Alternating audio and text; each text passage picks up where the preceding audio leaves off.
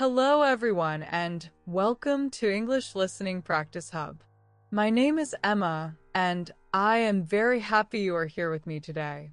In this episode, we are going to talk about something very simple but very important: how to understand fast English speakers.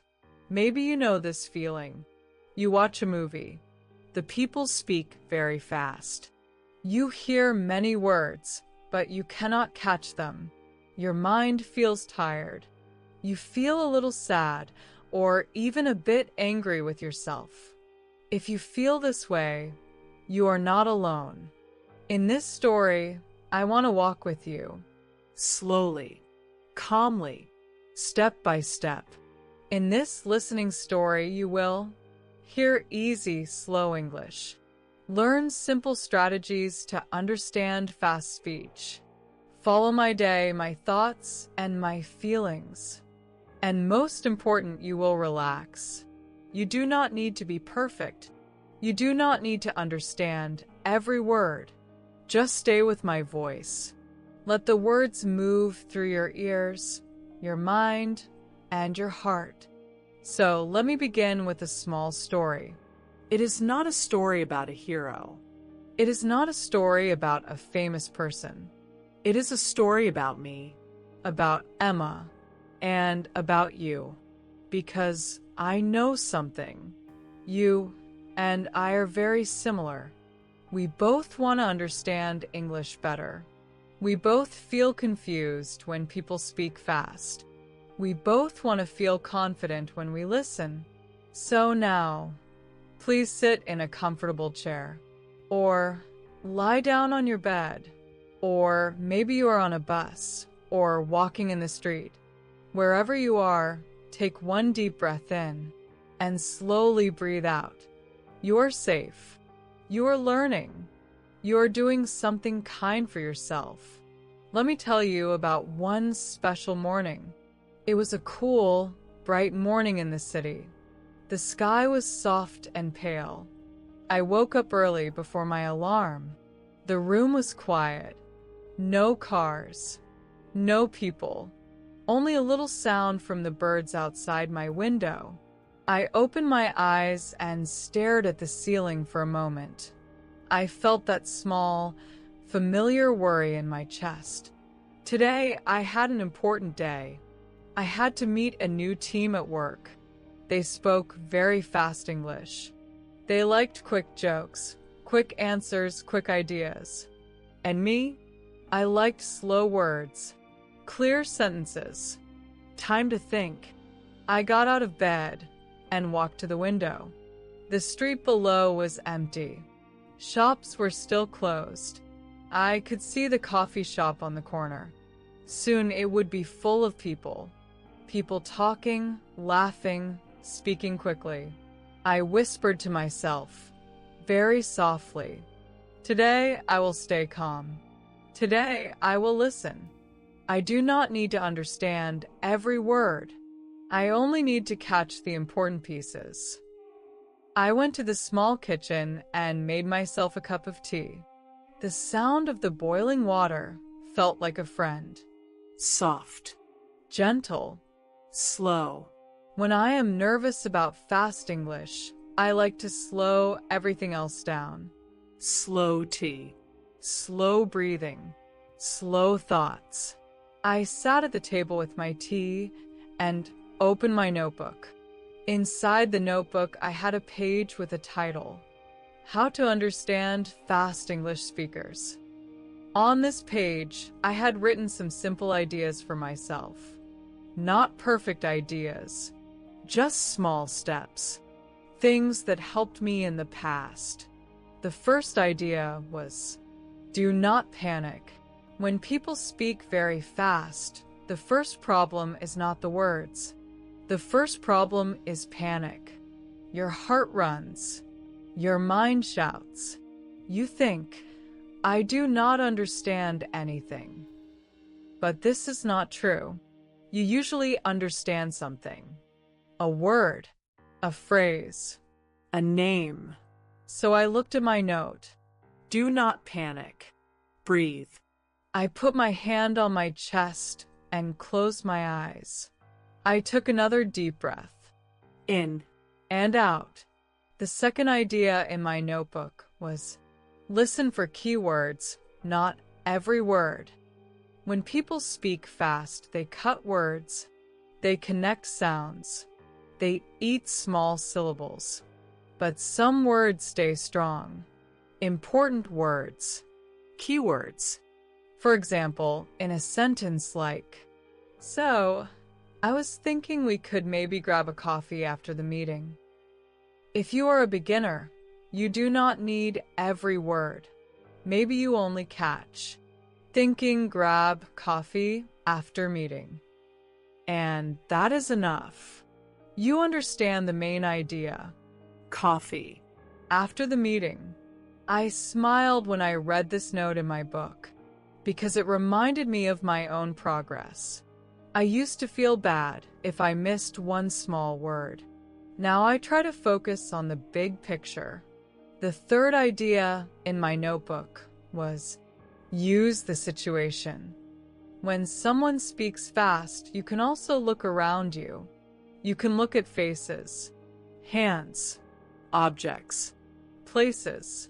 These details are like subtitles in real life. They help you understand the story, even if the audio is not perfect. I closed the notebook and took another sip of tea. The city outside was waking up now. I could hear a bus in the distance, a door closing, footsteps in the hallway. Soon I would leave my apartment. Soon I would walk into a room with many fast voices. People would greet me quickly. "Hey, good morning, how are you? Did you see the email? What do you think about the new project?" Their words would mix and move like a small storm. But I decided to be different today. I did not want to stand in the storm and feel afraid. I wanted to be calm in the middle of it. So I made a simple plan for myself. Number 1, I will smile and listen first. I do not need to answer fast. Number 2, I will focus on keywords. If I hear project, email, or meeting, I will try to catch the main idea. Number 3, if I do not understand, I will use simple phrases. "Sorry, could you say that again? A bit slower? Can you repeat the last part, please? What does that word mean?" I repeated these phrases in my head, slowly, like a small song. "Sorry, could you say that again? A bit slower. Can you repeat the last part, please? What does that word mean?" They felt safe in my mouth. Soft. Polite. Clear. Then I thought of you. Yes, you. Listening to me right now. Maybe you also need these phrases. Maybe you are tired of saying only what or huh. Maybe you want to sound more confident, more calm. So as I sat there at my kitchen table, I imagined you sitting across from me. You also have a cup in your hands. Maybe tea, maybe coffee, maybe just a glass of water. I look at you and I say in slow, warm English, "You are not bad at listening. You are just still learning." Fast English is like fast music. At first, it is noise. Later, it becomes a beautiful song. I finish my tea and stand up. I put on my jacket. I take my bag and my notebook. I open the door and feel the cool air on my face. Today will be a fast English day, but I will move slowly inside my mind. As I walk down the stairs and out into the street, I tell myself one more time, do not panic. Listen for keywords. Use the situation. Ask simple questions. And as I turn the corner toward the coffee shop, our story truly begins. I walk down the street toward the coffee shop. The air was cool and fresh. The sky was brighter now. Cars started to move slowly along the road. I could hear doors closing, engines starting, people talking. The city was waking up. And with the city, the fast English was also waking up. I reached the corner and saw the small coffee shop. Its windows were warm and golden from the lights inside. I could see people standing in line. Some were looking at their phones. Some were talking quickly with friends or co-workers. I pulled the door open and stepped inside. The smell of coffee wrapped around me. It was rich and strong. There was soft music playing in the background. Voices mixed with the sound of the espresso machine. At first, it felt like noise. Just noise. Fast words, quick laughs, short questions. I took a slow breath. I reminded myself of my plan. Do not panic. Listen for keywords. Use the situation. I walked to the end of the line. In front of me, two people were talking. A man and a woman. They were both wearing badges from some office. They spoke very fast. So, did you get the file I sent yesterday? I added some notes, but we still need the budget details, from Daniel, otherwise the whole thing is just gonna sit there. To you, maybe this sounds like a long train of words. To me, it still felt fast. But I did not try to catch everything. I listened for keywords. File yesterday, notes, budget. Daniel, whole thing sit there. I smiled a little. I understood the main idea. There was a file. It was sent yesterday. It had notes. They needed budget details from Daniel. Without that, nothing would move. I did not need to understand every small word. I just needed the picture. The woman answered quickly. Yeah, I saw it, but I didn't have time to really look at it. I'll check it after the meeting this morning, and then we can talk to Daniel together. Maybe they'll speed things up. Again, fast speech. But I listened for keywords. Saw it no time, check it after the meeting, talk to Daniel together, speed things up. Even if some pieces were a little blurry, the story was still clear. They were busy. They would check the file later. They would talk to Daniel. They wanted to move faster. I felt a small, quiet success inside my chest. I was standing in the middle of fast English, but I did not feel lost. I was listening differently now. The line moved forward. Soon it was my turn to order. The barista behind the counter smiled at me. He spoke quickly as usual. Hey, good morning. How's it going?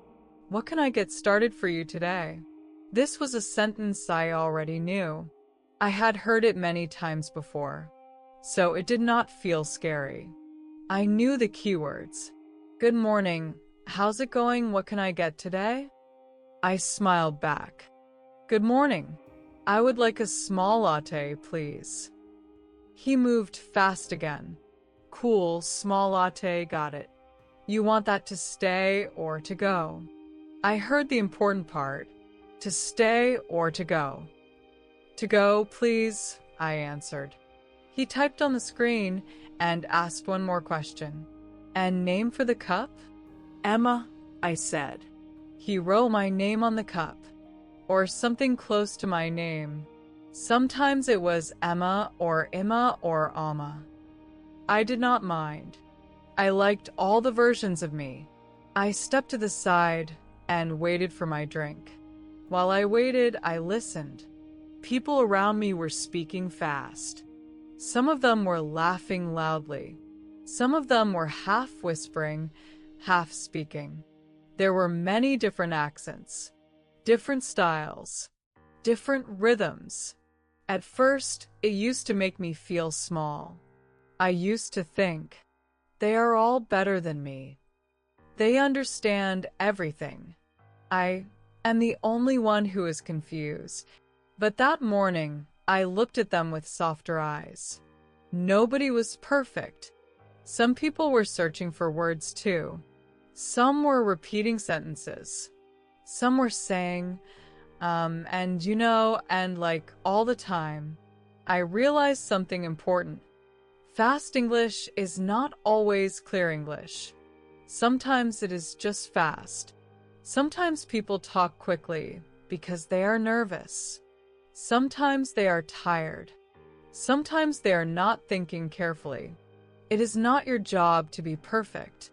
It is only your job to stay open and calm. Small latte for Emma, the barista called. I took my cup and thanked him. Then I walked back outside into the street. My office building was only a few minutes away. As I walked, I took small sips of my coffee. The warm drink helped my body relax.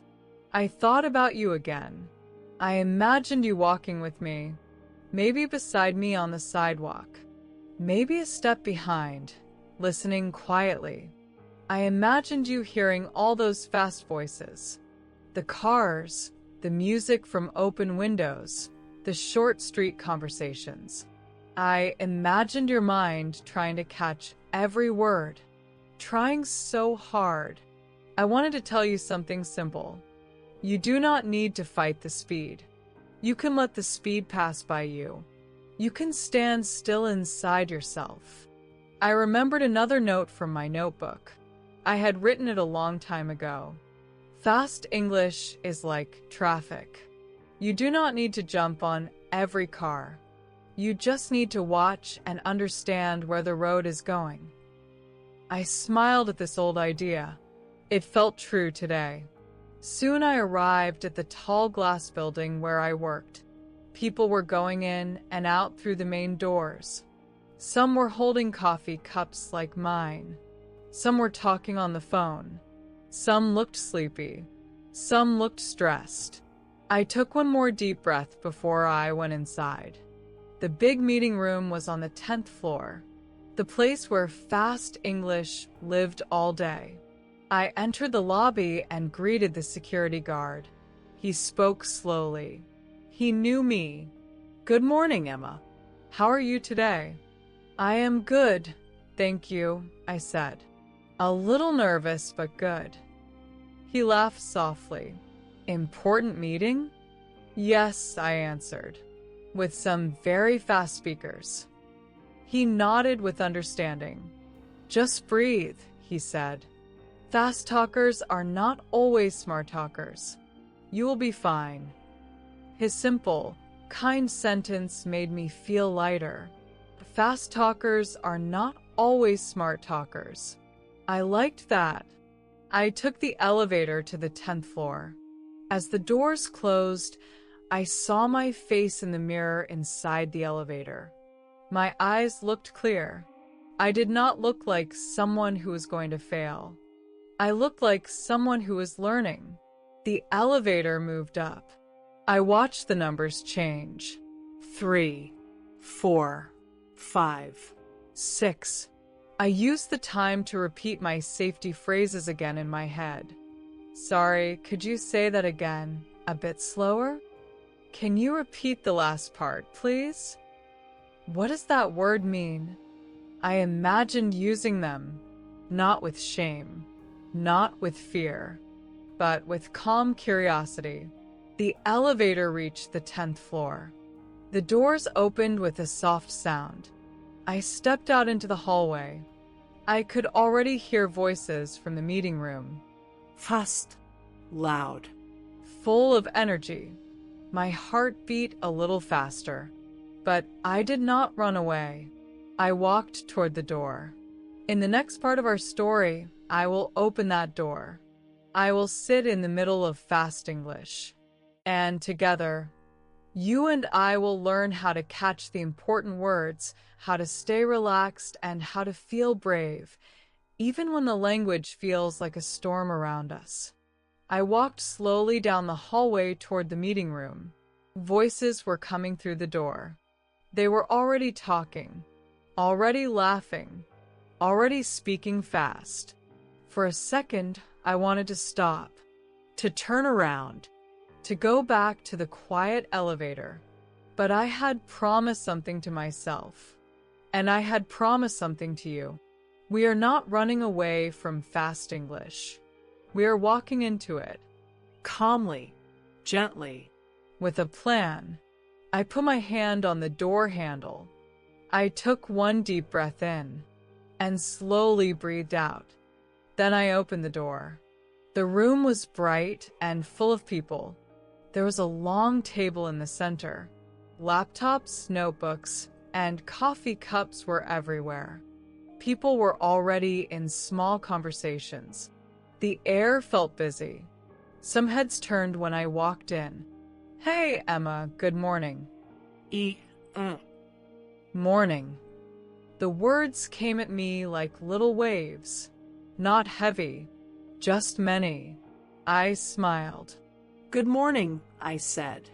I walked to an empty chair on one side of the table. I put my notebook down. I placed my pen next to it. I sat straight, but tried to keep my shoulders relaxed. Our team leader, Mark, stood near the screen at the front. He was tall, with short dark hair and quick eyes. He spoke fast. He always spoke fast. "All right, everyone, let's get started," he said. People slowly stopped their side conversations. Laptops were opened. The room became quiet. Mark began. "So, we've got a lot to cover today and not a whole lot of time, so I'm just going to jump right in. First, I want to talk about the new client.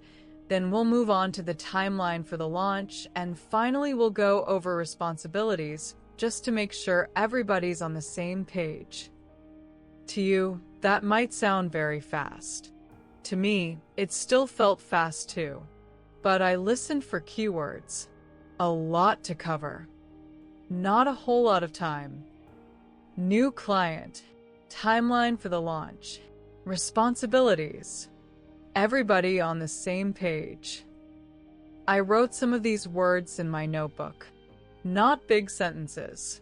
Just simple lines. New client. Timeline, launch. Responsibilities, everyone. I did not try to write every detail. My pen would lose the race.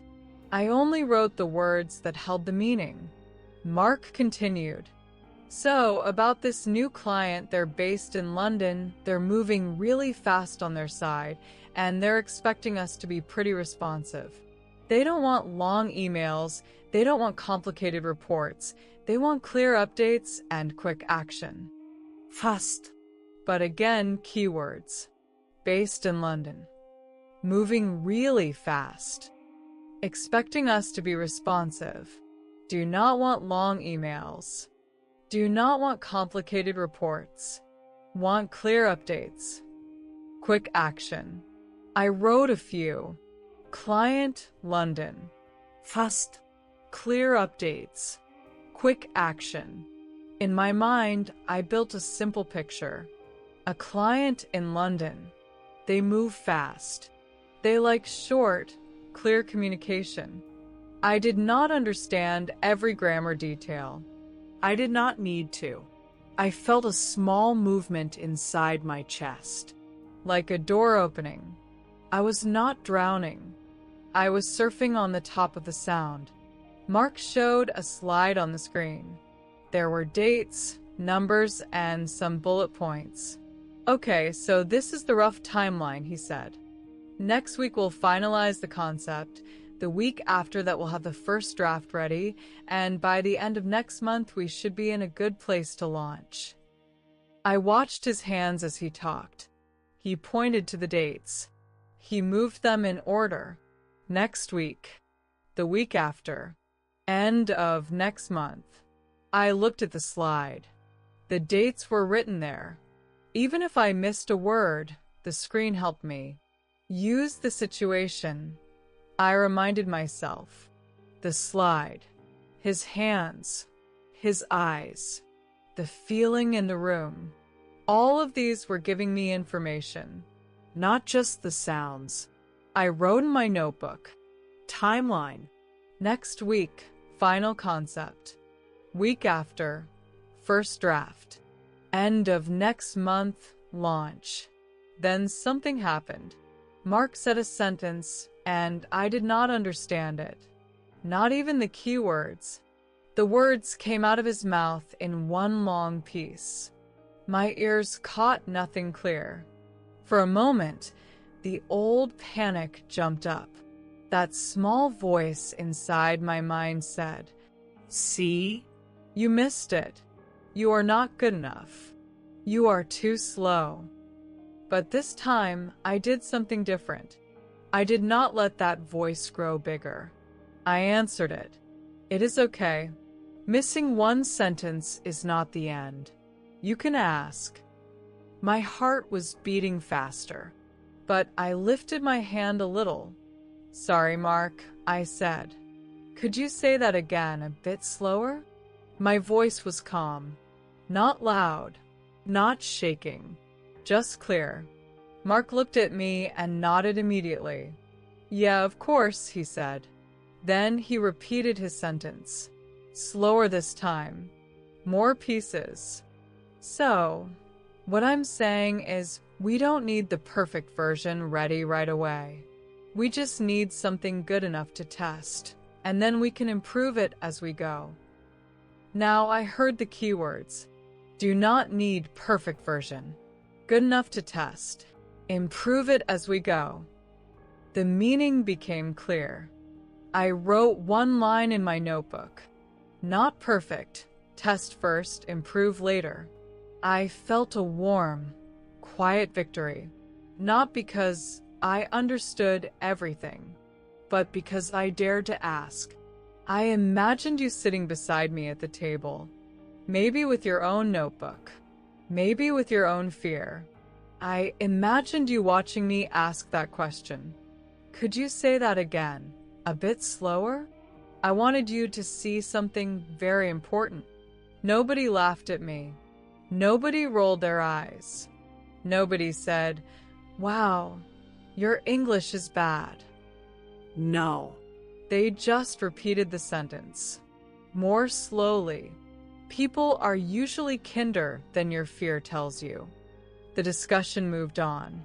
Two coworkers, Lisa and Tom, started to talk about the client style. Lisa said very quickly, "I mean, they're super direct, like they don't sugarcoat anything. If they don't like something, they'll just say it straight to your face, which I actually kind of appreciate." Many words, not all clear. I listened for the important ones. Super direct. Do not sugarcoat. If they do not like something, they say it straight. Appreciate. In my mind, I translated the feeling into simple English. They're very direct. They're honest. They speak clearly. They say if they do not like something. That was enough. Tom answered, "Yeah, same here. I'd rather they be honest than polite and confusing. At least we know where we stand." Keywords. Rather honest than polite and confusing. Know where we stand. I smiled, because that is what we want too as learners. Clear, honest language, not polite noise. As they talked, I started to notice something. Fast English is not one thing. It is many small things together. Connected words. Cut sounds. Fillers like, idioms and little expressions. At first, it feels like a wall. A solid, impossible wall. But when you listen longer, with calm attention, the wall starts to show bricks, pieces, patterns. I looked down at my notebook. It was not full of long sentences. It was full of tiny pieces. New client, London, fast. Clear updates, quick action. Timeline, next week. Draft, launch. Not perfect, test first, improve later. Direct, honest, say if they do not like. I realized something very simple, but very powerful. Understanding fast English is not about speed. It is about focus. You cannot chase every sound, but you can choose where to put your attention. The meeting continued. Sometimes I understood a lot. Sometimes I understood a little. Sometimes I missed things. But this time, I did not feel like a failure when I missed something. I felt like a person who is practicing, a person who is growing. After about 40 minutes, Mark looked at the clock on the wall. "All right, let's take a short break," he said. 10 minutes. Grab some coffee, stretch your legs, and then we'll go over individual tasks. People started to stand up. Chairs moved. Small conversations started again. I closed my notebook for a moment and leaned back in my chair. 10 minutes. A small break. A quiet island in the fast English Ocean. I stayed in my chair for a moment after everyone stood up. The room felt different now. Lighter. Looser. The pressure was taking a small rest too. People were walking toward the door. Some were already in the hallway, laughing and talking. I could hear fast English again, but now it was more relaxed, more casual. No slides. No timelines. Just people. I opened my notebook slowly. I looked at the words I had written. New client, London, fast. Clear updates, quick action. Timeline, next week. Draft, launch. Not perfect. Test first, improve later. Direct, honest say if they do not like. These words were small, but they were real. Evidence. Proof that I understood something. Not everything, but something important. I smiled a little to myself. Then I did something I always do in breaks like this. Something you can also do anywhere, anytime. I began to talk to myself. Not out loud, just very softly, with my lips almost silent. I repeated the ideas from the meeting, but in my own simple English. The client is in London. They move fast. They want short, clear updates. We will finish the concept next week. Then we will make a first draft. We will launch at the end of next month. We do not need a perfect version first. We just need something good enough. We can improve later. I said these sentences slowly in my mind. I did not worry about perfect grammar.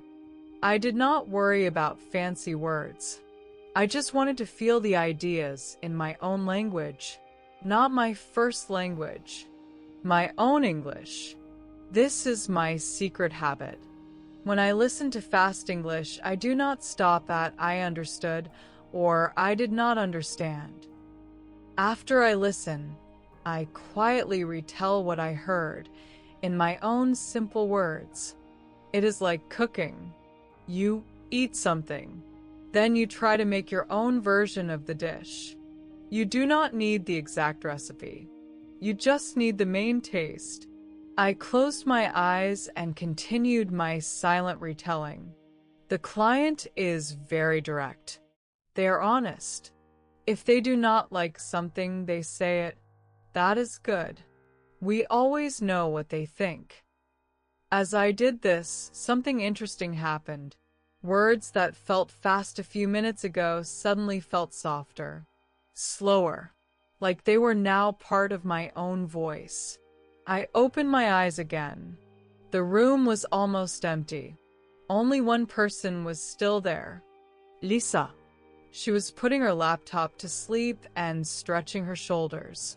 She looked tired, but friendly. She turned to me. Hey, Emma, she said. How are you keeping up? That was a lot, huh? She spoke quickly, but not too quickly. And this time, I was not afraid to listen. I caught the important part. How are you keeping up? That was a lot. She was asking if I was okay. I smiled. Yeah, I said slowly. It was a lot. but I am okay. I am trying to focus on the main ideas." She nodded, happy with my answer. "Honestly," she said, dropping into the chair next to me, "Mark always goes 100 miles an hour. Sometimes I have to just tune out the extra words and grab the big stuff." 100 miles an hour. Tune out the extra words. Grab the big stuff. Fastphrases. But full of meaning. I repeated one of her ideas in my own words to check if I understood.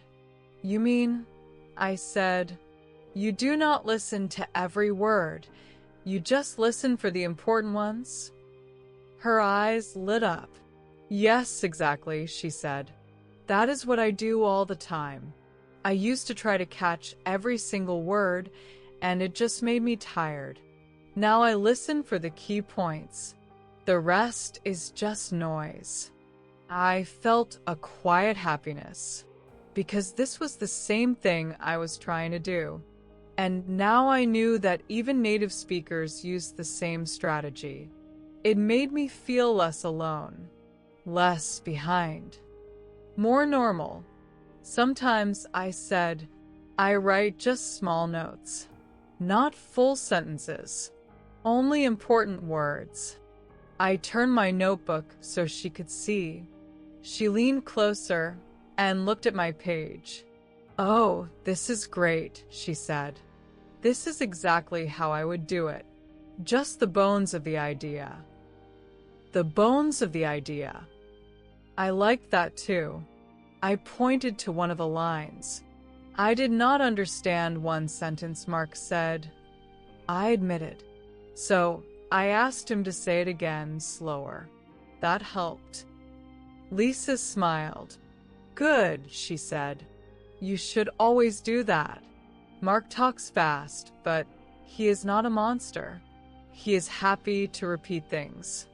Half the time, other people are also confused and too shy to say anything." I looked at her with surprise. "Really?" I asked. "Of course," she said.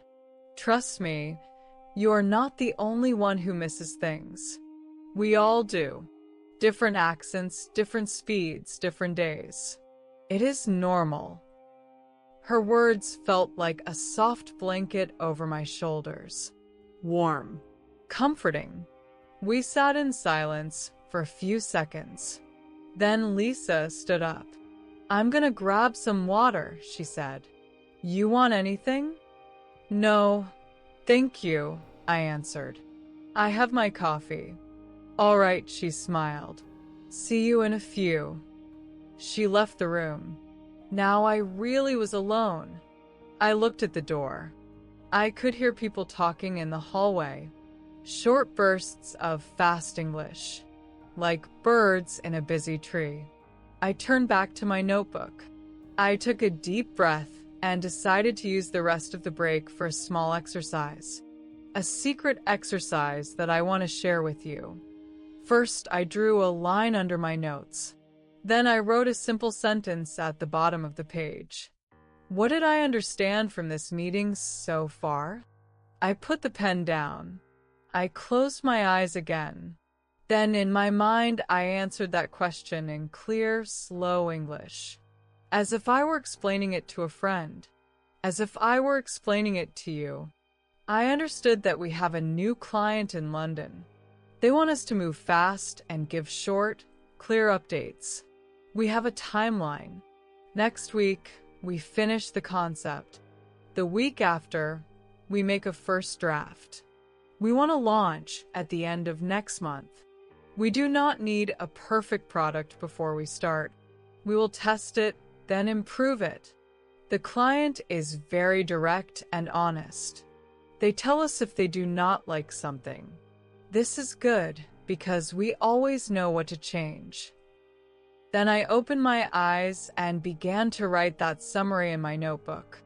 Not every word I said in my mind, just the main points in my own simple style. As I wrote, I felt something important. I was not just listening anymore. I was taking control of the story. I was turning fast English into my English. This is what I want you to practice too. When you listen to fast English, First, stay calm. second, listen for keywords. Third, after the conversation or video or podcast, stop. Close your eyes. Retell the main idea in your own simple words. Then, if you can, write a very short summary. You do not need many sentences. You just need to prove to yourself that you understood something real. The door opened again. More people came back into the room. The break was almost over. I closed my notebook softly and placed my pen on top. I felt a little stronger now, a little taller inside. Not because my English became perfect in 10 minutes, but because I changed how I looked at myself. I was not the weak listener in a fast world. I was a quiet learner in a busy world. And that is very different. Mark came back into the room with his coffee. He clapped his hands once to get our attention. "All right, folks," he said, "let's get started again. Now we're going to talk about individual responsibilities. Who does what?" People went back to their seats. Chairs moved. Laptops opened again. I sat up straight. I took a slow breath. My mind was ready. In the next part of our story, when Mark starts assigning tasks and speaking quickly again, I will show you how I listen when the words are directly about me, how I stay calm, ask clear questions, and make sure I really understand what I must do. Everyone slowly returned to their seats. The small break was over. The room filled again with the sound of chairs, cups, and quiet conversations. I sat a little closer to the table now. My notebook was open. My pen was in my hand. I felt more present, more awake. Mark stood at the front of the room again. He took a quick sip of his coffee and set the cup down. "Okay," he said. "So now we're going to move on to responsibilities. I want to make sure everybody knows exactly what they're doing on this project." His words were simple, But his speed was still high. I felt a small tension in my chest. This part was important. It was not just general information. It was about what I had to do, about my work. When English is fast but far away, it is easier. You can relax a little. But when fast English is about you, it feels heavier. I reminded myself of something. I do not need to be perfect. I just need to be clear. Mark looked at his laptop and then at the room. "All right, let's start with design," he said. "Tom, you'll handle the main visuals, but I want you to coordinate closely with Emma on the copy because the client really cares about tone and clarity in the messaging." My name. There it was, inside a long sentence. He said it quickly. "Coordinate closely with Emma on the copy." I caught Emma. Copy, tone, clarity, messaging. I wrote them down. Design, Tom. Copy me. Tone. Clarity, messaging. Tom nodded. "Yeah, sure, that works for me," he said. Mark continued, still fast. "Emma, I'd like you to take the lead on the first round of text. Short, simple, straight to the point. No long paragraphs, no heavy jargon. Think clean, friendly, easy to read. The client wants something that feels human, not like a robot or a legal document. Many words, but also many clues. Take the lead on first round of text. Short, simple, straight to the point. No long paragraphs. No heavy jargon. Clean, friendly, easy to read. Feels human. It sounded very close to how I speak right now. That made me feel safe. I wrote quickly in my notebook. Lead text, First round. Short, simple. No long paragraphs. No jargón. Clean, friendly, human. I understood the main idea, but still I wanted to be sure. This work was my responsibility. If I misunderstood, it could cause problems later. So when Mark paused for a second, I lifted my head. Just to be sure, I said slowly, "You want me to write the first version of the text? Short and clear, easy for everyone to understand. Then we can change or improve it later, right?" I was not asking him to repeat. I was checking my understanding. He looked at me and smiled. "Exactly," he said. "That's perfect. You'll do the first pass, then we'll all give feedback." His answer confirmed it. My simple restatement was correct. This is another important strategy. You do not always need to say, "I do not understand." Sometimes you can say, "So, if I understand correctly," and then repeat the idea in your own simple words. If the other person says, "Yes, that is right," you know you are safe. If they say, "Not exactly, actually," they will explain again, usually more clearly. Mark moved on to other people now. "Lisa, I want you to handle communication with the client. Weekly updates, quick summaries, no long emails. Just hit the main points, what we did, what we learned, what we will do next." I listened, not because it was my responsibility, but because I wanted to see the pattern. Keywords again. Handle communication. Weekly updates. Quick summaries. Main points. Lisa wrote her own notes. I noticed how similar her page looked to mine. Short fragments. Not full sentences.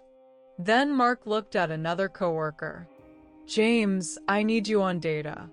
Track the numbers, the reactions, the performance. When something works well, flag it. When something does not work, flag that too. We need a clear picture of what's actually happening, not just opinions." Again, a lot of words, but also clear key ideas. Data. Track numbers, reactions, performance. Flag what works. Flag what does not work. Clear picture. Not just opinions. Part of my mind was learning something deeper. Fast English is not random. Most people repeat the same patterns. They talk in groups of ideas, responsibilities, Timelines. summaries, main points. If you listen for those patterns, you are not really listening to fast English. You are listening to organized ideas that happen to be in fast form. After Mark finished with the team, he looked down at his notes and then back up. "All right, any questions so far?" he asked. The room was quiet for a moment. Nobody spoke. I had a small question. It was not big, but I knew if I did not ask it now, it might grow into a bigger problem later. I decided to be brave. "Yes," I said. "I have a small question." Mark nodded. "Go ahead, Emma." I try to keep my sentence simple. For the first text, I asked, "Do you want only English, or do you also need a version with very simple English? Maybe for people who are not native speakers?" I had heard earlier that the client worked with many international partners. This question felt important. Mark rubbed his chin and thought for a second. "That's a great question," he said. "Let's start with one clear English version. If they ask for a simplified one later, we'll adapt it. So, for now, just one version, but very readable." Very readable. Another phrase I liked. I wrote it down. One version, very readable. Again, I did not get every word he said. but I had what I needed. I want you to notice something about this moment. I did not wait for a perfect question in my head. I did not wait for perfect grammar. I just asked using the English I had. Do you want only English or also a very simple English version? Maybe it was not textbook perfect, but it was clear. It did its job. You do not need to speak perfect English to ask good questions. You just need to speak brave English. Mark kept speaking, giving some more details about deadlines and check-ins. As long as everyone sends me a quick update every Friday, we should be in good shape, he said. I don't need essays, just a couple of lines. What you did, what you're stuck on, what you need. I wrote, Friday updates, not essays. What I did, what I am stuck on, what I need. I felt less and less afraid of his speed now. I was starting to see through it. Inside the fast stream of words, the structure was simple. What? When? Who? What do we do? When do we do it? Who is responsible? After a while, Mark closed his laptop. All right, he said. That's it for now. If anything is unclear, just grab me later or send a quick message. I'd rather you ask now than stay confused for 2 weeks. Those last words were important. I'd rather you ask now than stay confused for 2 weeks. I felt like he was speaking directly to people like us. People who listen in a second language. People who are scared to ask. I repeated his idea in my head. It is better to ask a small question now than to carry a big confusion later. The meeting ended. Chairs moved again. People stood up, talked, laughed, and left the room. I stayed in my seat for a moment, just like before. I looked down at my notebook. It was full, not of perfect phrases, not of every detail, but of important pieces. New client, London, fast. Short, clear updates. Timeline, next week. Draft, launch. Not perfect. Test first, improve later. Direct, honest client. My task, first text, short and human.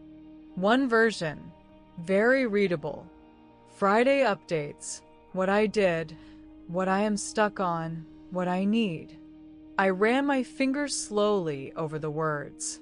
They were proof. Proof that I could live inside fast English without losing myself. Proof that I could understand enough. Proof that I could ask questions when I needed to. As I closed my notebook, I felt something new. Not just less fear of fast English, but more respect for myself. In the next part of our story, I will show you what happens after the meeting. How I sit at my desk with a blank screen. How the fast English from the meeting becomes slow, clear English on the page. And how you can use the same method when you watch movies, listen to podcasts, or talk to native speakers. After the meeting, the hallways were full of movement. People walked quickly in different directions. Some were on their phones. Some were laughing with coworkers.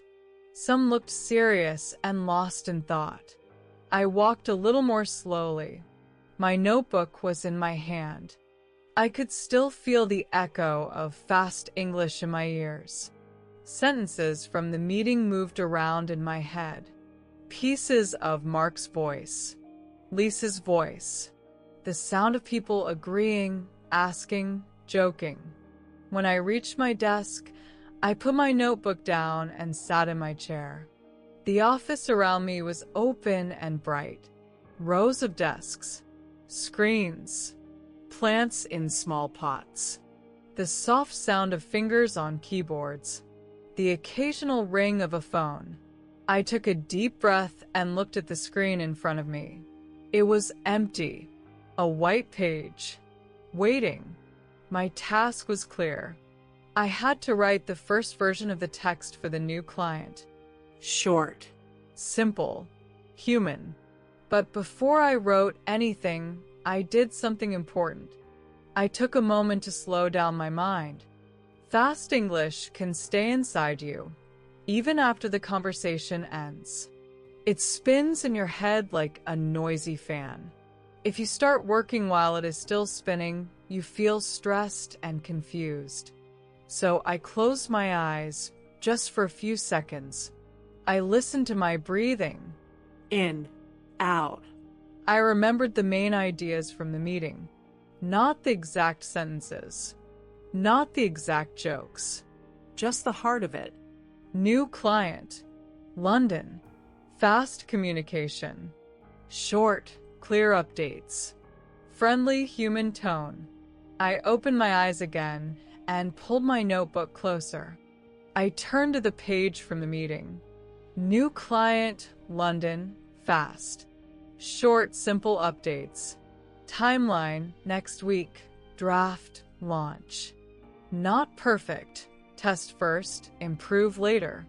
Direct, honest client. My task, first text human readable. These notes were like small islands in the big ocean of fast English. Solid. Safe. I touched the pen and smiled to myself. Okay, I whispered very softly. Now we make it slow. I put my fingers on the keyboard and began to type. Not fast. Not perfect. Just honest. Welcome. We know your time is important. That is why we keep things simple. Clear steps. Quick updates. No confusing words. I read the sentences out loud in my mind. They sounded soft and easy. No heavy vocabulary. No long lines. I continued. Our team is here to help you move fast, but stay calm. We tell you what we're doing. We show you what is working. And if something is not working, we say it openly. As I typed, I could still remember Mark's fast words from the meeting. Quick action. Clear updates. Not perfect, just good enough to test. I was not copying his exact sentences. I was taking the meaning and giving it a new shape. A simple shape. My shape. This is something you can practice too. When you listen to Fast English, a video, a podcast, a conversation, you do not have to keep it in its fast form. You can change it. You can slow it down inside yourself. First, you catch the main ideas. Then, later, you sit with a piece of paper or a screen, and you write those ideas again. But this time, you use slow words. Short sentences. Your own voice. You do not need to sound like a native speaker. You just need to sound like you. I kept typing. We believe in honest communication. If we like something, we tell you. If we have questions, we ask them. If we see a problem, we do not hide it. We show it to you, and we fix it together. As the text grew on the screen, my body relaxed more. I was no longer thinking about the speed of the meeting. I was thinking about clarity, about connection. Something interesting happens when you turn fast English into slow writing. You stop feeling like a victim of the language. You start feeling like a creator. You are not just catching words anymore. You are building them. You are choosing them. I looked at what I had written so far. It was not perfect, but it was real. It came from the fast information we heard, and it now lived in calm, gentle sentences. I leaned back in my chair and imagined you sitting next to me, watching the screen. I imagined you saying, "But Emma, I do not work in an office. I do not have meetings like this. How can I use this in my life?" I heard your question in my mind, and I answered it. You do not need an office, I said in my thoughts. You only need something to listen to and something to write on. Maybe you watch a YouTube video with a fast English speaker. Maybe you listen to a podcast. Maybe you hear a group of people talking on the bus. You will not understand everything. That is normal, but you can try to catch the main idea, just 1 or 2 points. Then, when you are alone again, you can open a notebook or a note app on your phone. You can write, "What did I understand?" And then you answer in very simple English. He talked about his morning routine. He wakes up early. He drinks coffee. He reads the news. Or, They were talking about a movie. They liked the ending.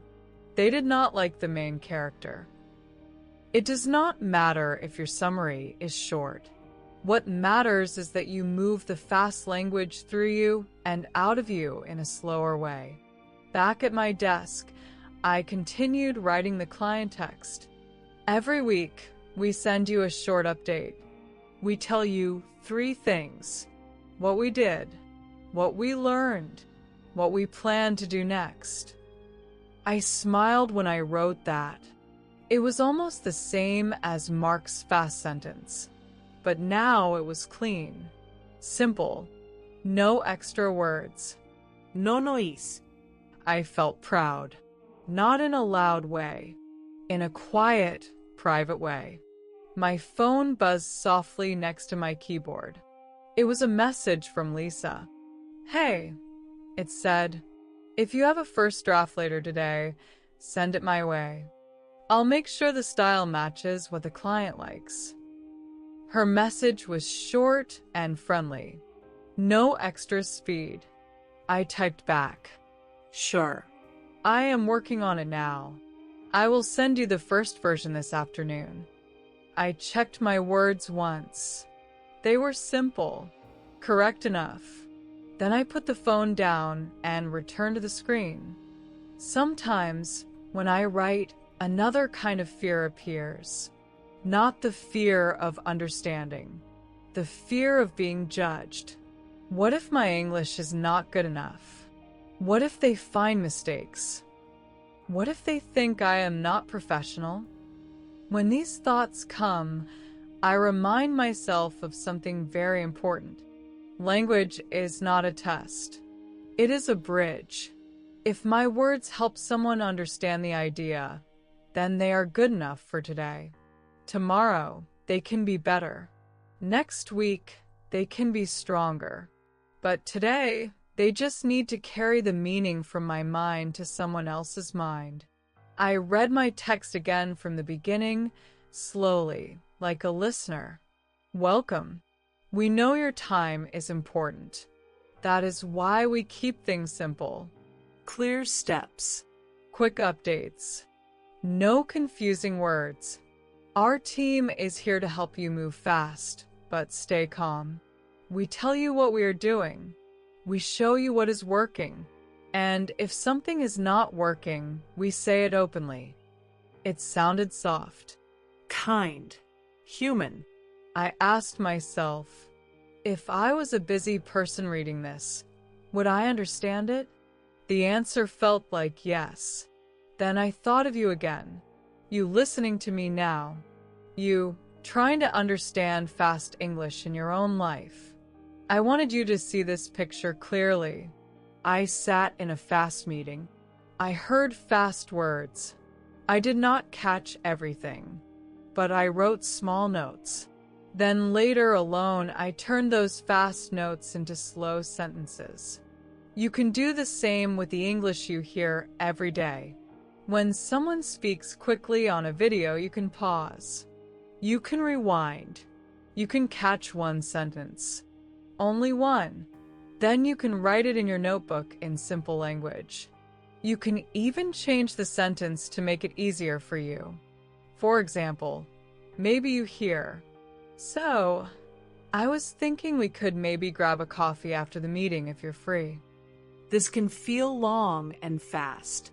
You can change it to, "I thought we can have a coffee after the meeting." Shorter. Cleaner. Same idea. When you do this again and again, something magical happens over time. Fast English stops feeling like a wall. It starts feeling like a puzzle you can take apart and rebuild in your own way. I finished the first draft for the client and saved the file. Then I wrote a small note to myself at the bottom of my notebook page. Fast in the room, slow on the page. Those 5 words felt like a quiet rule for my English life. I looked around the office. People were still typing, talking, moving. The day was not over. There would be more fast English later. New conversations. New challenges. But I did not feel as scared anymore. I knew I had tools now.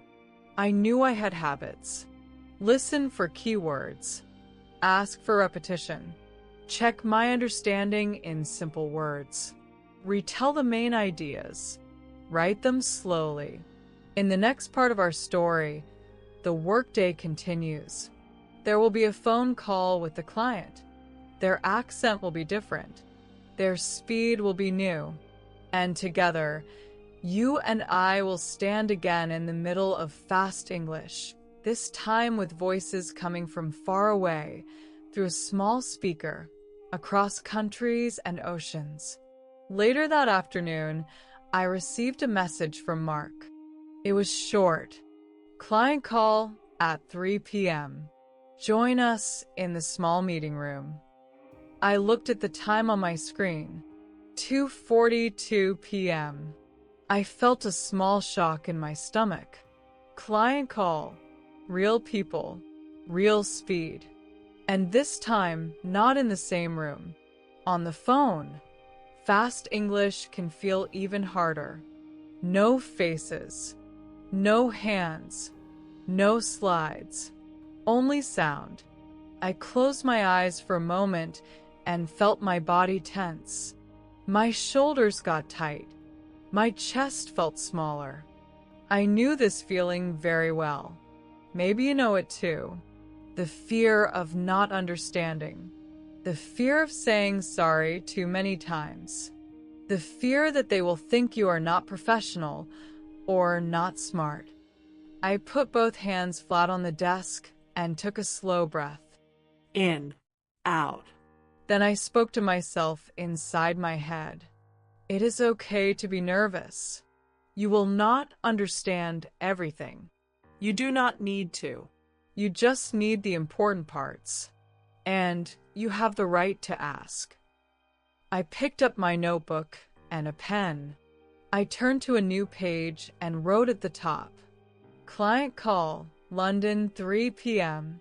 Under that, I wrote 3 simple questions. What are they happy about? What are they worried about? What do they want from us next? These questions were my anchor. If I got lost in the fast words, I could come back to them. I did not need every detail. I just needed those 3 answers. At 2:58 p.m., I walked to the small meeting room. Inside, there was a round table, a speakerphone in the center, and a screen on the wall. Mark was already there, checking something on his laptop. He looked up and smiled. Hey, Emma, he said. Thanks for joining. This call should be pretty quick. Just an intro and a first check on direction. Okay, I said. My voice felt calm, even though my heart was not. Lisa came in a minute later and took a seat too. Ready for fast British English? She joked. I laughed softly. Not really, I said, but I am here. She nodded. That's enough, she said. Mark pressed a button on the speakerphone. All right, he said. Let's dial in. He entered the numbers and the phone began to ring. Once, twice, 3 times. Then a click. A new voice filled the room. Clear, bright, fast. Hi there, this is David from London. Can you all hear me all right? His accent was different from Mark's. a little sharper at the edges. Some vowels were shorter. Some words seemed to slide into each other. But the question was simple. Can you all hear me all right? Mark answered quickly. Yep, we've got you, loud and clear. Thanks for making the time. Brilliant, David said. Is this still a good time for you as well? I caught the important part. Good time for you? Mark said. Yeah, absolutely. We're all set on our side. He introduced us. So, just to give you a quick heads up, I've got Lisa here, who'll be your main contact, and Emma, who's leading on the copy. He said the words heads up, main contact, leading on the copy very fast. But I knew these ideas from earlier. I did not let them scare me. Nice to meet you both, David said. Thanks for jumping on this call.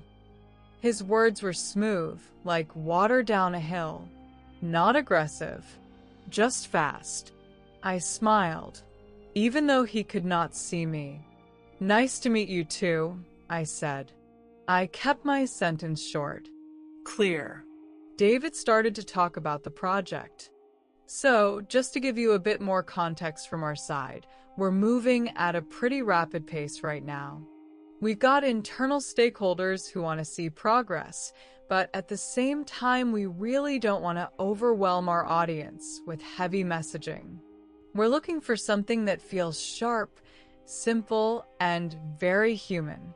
I listen for keywords, more context, rapid pace, internal stakeholders, see progress. Do not want to overwhelm audience. Not heavy messaging. Sharp, simple, very human. I wrote down the words rapid. Do not overwhelm. Sharp, simple, human. I did not try to write internal stakeholders. I knew it meant people inside the company. That was enough. Mark responded. Yeah, that makes total sense. We were actually thinking along the same lines. Short pieces, clear value, nothing too dense. Emma's already working on the first round of texts. He said my name again. I felt a small push inside. I knew I should speak at least once. If I stayed completely silent, I would feel invisible. And you cannot build listening confidence by hiding.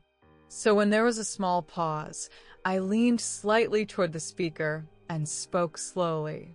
I am focusing on clear, simple language, I said. Very easy to read. After this call, I can adjust the text to match anything you tell us today. There was a tiny pause on the line. Then David said, That sounds great, Emma. Really appreciate that. Simple is definitely the way to go here. His praise was quick, but it was kind. My chest relaxed a little. I wrote simple is the way to go in my notebook, not because I needed that exact phrase, but because it reminded me that my style was correct for this project. The call continued. Sometimes David spoke very fast. Sometimes he slowed down without knowing it. When he felt excited, he used more words. When he wanted to be clear, he used fewer. I noticed this pattern as I listened. It helped me decide when to fight harder to understand and when to relax. At one point, he said something long and very quick about their previous campaign. We ran this thing last year that was just way too heavy, loads of text, long explanations, and honestly people dropped off halfway through. We could see it clearly in the numbers. I caught a few pieces. Last year. Too heavy. Loads of text. Long explanations. People dropped off. Numbers showed it. I turned those pieces into a slow sentence in my head. Last year they had too much text and people stopped reading. That was enough. Later in the call, there was a moment when I completely lost one part of his sentence. The sounds came, but they did not land in my brain. For a moment, panic tried to return. "You missed it. You are too slow. You are not good enough." I pushed that voice away and used one of my tools. When he finished his long idea, I spoke gently. "Sorry, David," I said. "Could you repeat the last part a bit slower? I want to make sure I understand correctly." There was no anger in my voice, just calm respect. "Of course," he said immediately. "No problem at all." Then he repeated the idea. This time, he cut the sentence into smaller pieces. "So, what I mean is, we want people to understand the message in the first few seconds. If they have to read too much, they will leave. We want to keep them with us." Now I caught everything. Understand in the first few seconds. If they read too much, they leave. We want to keep them. I wrote a simple version in my notebook. Fast understanding. Short text. Keep people with us. I felt proud again. Not because my listening became magical, but because I did not stay silent in confusion. At the end of the call, David said, "All right, this has been really helpful. If you can send over a first draft in the next couple of days, we'll have a look and share our feedback. Anything you need from our side." This question was important. Anything you need from our side? Mark answered first. He asked a question about deadlines. Lisa asked about who would approve the final version. Then I asked one small question too. Could you send us 1 or 2 examples of texts you really liked in the past? I said, "Not from this project, just in general. It will help me feel your style more clearly." My question was not perfect, but it was clear enough. David sounded pleased. "Yeah, absolutely," he said. "I'll dig some out and send them over after this call." That's a smart idea. Smart. That word stayed in my mind like a small light. We said goodbye and ended the call. The room was suddenly quiet. Mark looked at me. "You did great," he said. Nice question at the end. Lisa smiled too. "Yeah," she said. "And good job asking him to repeat. I missed that part as well." I blinked. "You did?" I asked. She nodded. "Of course," she said. "Nobody gets 100%. We just get enough, and we ask when we do not." I looked down at my notebook, at my 3 questions. What are they happy about? What are they worried about? What do they want from us next? I answered them quickly in my head. They were happy about moving fast. They were worried about heavy, long text. They wanted something simple, human, and ready in the next few days. I had my answers. So even if I missed some words, I had not missed the point.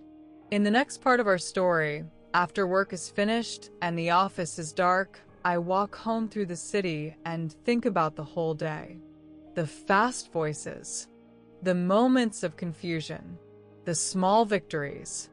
And I begin to see a new truth about understanding fast English, not just with my mind, but with my whole life. When the workday finally ended, the office lights began to dim. Screens turned off one by one. Chairs moved back. Bags were picked up. Coats were put on. I stood by the big window for a moment and looked out at the city. The sky was turning soft and blue. Not bright, not dark. Just a quiet evening color. I could see cars moving slowly in the street below. People were walking on the sidewalks. Some alone. Some in groups. Some talking on their phones in fast bursts of sound. Fast English again. Everywhere. I picked up my notebook and put it gently into my bag. That notebook felt very important now. It was not just paper. It was proof. It was a small map of my day inside Fast English. I said goodbye to a few coworkers. Short sentences. Simple words. Good night. See you tomorrow. Have a good evening. Then I stepped into the elevator and pressed the button for the ground floor. As the elevator moved down, I watched my reflection in the mirror. Same face, same eyes, but inside, something had changed. Today, I had not run away from Fast English. I had walked into it. I had been confused. I had asked for repetition. I had checked my understanding. I had worked with fast voices on the phone. And I was still here, still standing, still breathing. The elevator doors opened, and I walked out into the cool evening air. The city was louder now. Cars. Buses. People. Music from a shop door that was still open. All of it mixed into one big sound. A kind of city music. I started walking home, step by step, street by street. On the corner, I passed a group of teenagers talking. They were laughing and speaking so quickly that even native speakers might have missed half their words. I heard pieces only. Dude, that was crazy. No way, I swear. You're kidding. I smiled. For once, I did not feel bad for not understanding. I knew that even if I understood the language perfectly, I might still miss their inside jokes, their private slang, their shared history. Not understanding everything is not a sign of failure. Sometimes it just means you are not part of that small world. And that is okay. I turned onto a quieter street. The air felt cleaner there. Fewer cars, more trees, small balconies with plants, soft lights in windows. I listened to my own footsteps on the pavement. Left. Right. Left. Right. Inside my mind, I started to replay the day like a slow movie. The morning in the kitchen with my tea. The notes in my notebook. Do not panic. Listen for keywords. Use the situation. The big meeting room with fast voices. Mark speaking like a train. Me lifting my hand and saying, "Could you say that again a bit slower?" The break. Talking with Lisa. Her saying, I tune out the extra words and grab the big stuff. My desk. The blank screen.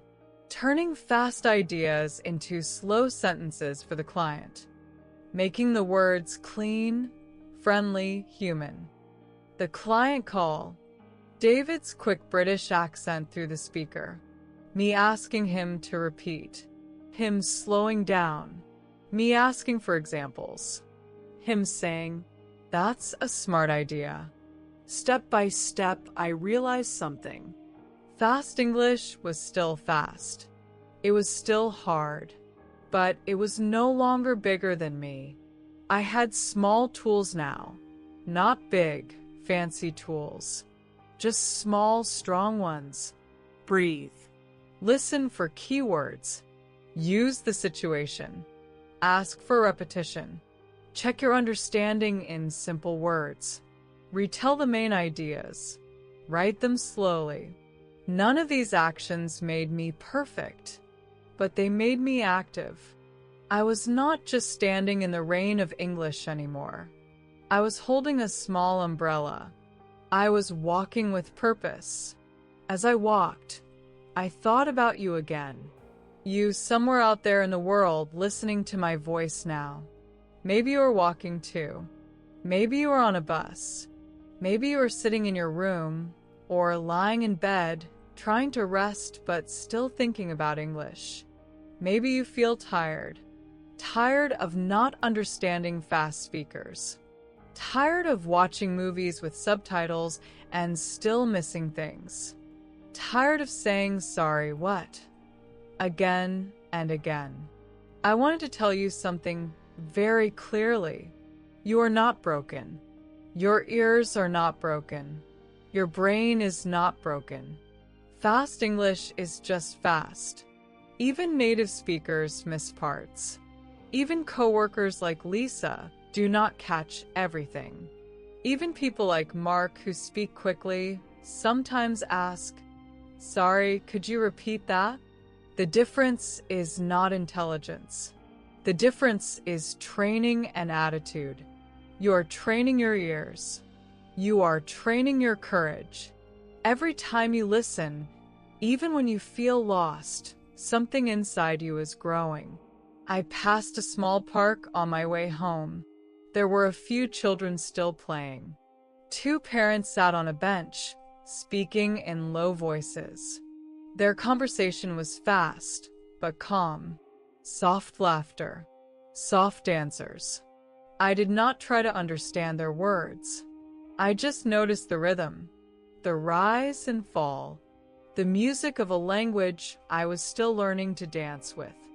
I thought about all the times in my life when I wanted to give up, when fast English felt like a mountain, when I told myself I was too old, too slow, too tired, too busy. Maybe you have told yourself the same things. But tonight, walking under the city lights, I knew something new. We do not need to climb the whole mountain today. We do not need to understand everything today. We do not need to be perfect today. We only need to take one more step, listen to one more story, catch one more keyword, ask one more brave question, write one more simple summary. I reached my apartment building and went up the stairs. Inside, everything felt quiet and familiar. I put my bag down, took off my shoes, and sat by the window. The city hummed softly outside. A car here, a voice there, a distant siren. Fast life, fast sound. I opened my notebook one last time that day. On a clean page, I wrote a new sentence. Fast English does not control me. I choose how I listen. I closed the notebook and put my hand on top of it. I felt a deep, calm feeling in my chest. I thought of you again. I imagined you with your own notebook, your own pen, your own small page of English words. Maybe today you understood a little more than yesterday. Maybe you understood the same as yesterday, but you were a little kinder to yourself. Maybe all you did was listen and breathe. That is still progress. Before I went to bed, I stood by the window and looked at the sky.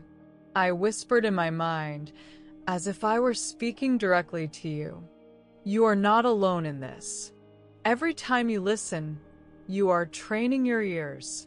Every time you feel confused and keep going, you are training your courage. And every time you make fast English a little slower inside your heart, you are building a new version of yourself.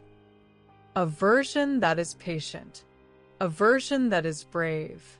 A version that can stand in the middle of fast voices and still feel calm. I turned off the light and lay down in bed. The day slowly moved away from me, like a ship leaving the shore. My last thought before sleep was simple. Tomorrow, there will be more fast English. And tomorrow, I will still be here, listening, learning, step by step. Thank you for listening to this story with me today. My name is Emma, and I am proud of you for staying until the end. Maybe you did not understand every single word. That is okay. You were here. You listened. You stayed with the language, even when it felt fast or heavy or confusing. Remember, you do not have to chase every sound. You can listen for keywords. You can use the situation. You can ask people to repeat. You can retell the main ideas in your own simple English. When you do these small things again and again, your listening grows quietly inside you. One day, you will notice something beautiful. You will hear a fast sentence and think, I understood that. Not perfectly, but enough. And that moment will not be magic. It will be the result of all the times you listened, all the times you were patient, all the times you refused to give up. So keep going, keep listening, keep being kind to yourself. If you enjoyed this story, stay with us for the next one. Every time you listen, learning becomes easier.